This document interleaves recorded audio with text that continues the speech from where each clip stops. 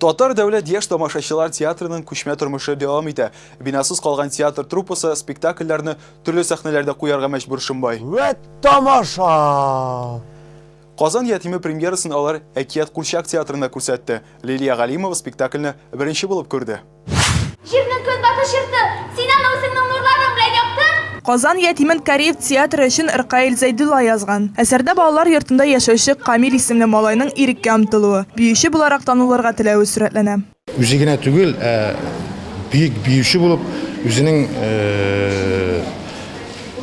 нәселен, үзенең кабиләсен шулай ук дөнья күләм танытмакчы була.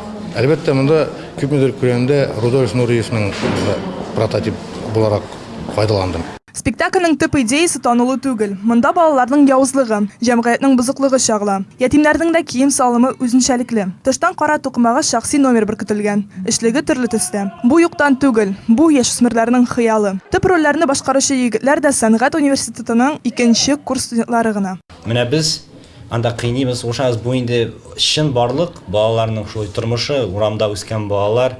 Алар бит инде рәхәт күрмәгәннәр, алар сугышалар, илисин сугышасың, илисин кыйнылар. Менә ул шундый роль нигә баскан, үлмәс өчен выживать иткән менә бу дөньяда.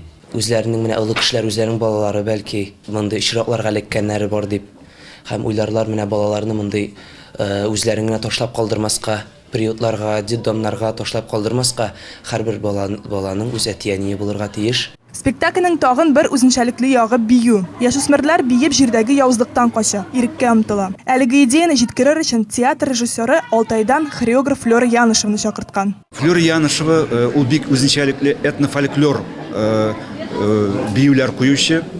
Ул менә шундый шәрык биюләрен әйтгәндә Европа биюләрен, шәрык биюләре белән катнаштырган төрле стильдә эшләгән балетмейстер буларак мин аны чакырдым һәм ул үзе дә сизмәстән яхшы акку биюен куйды.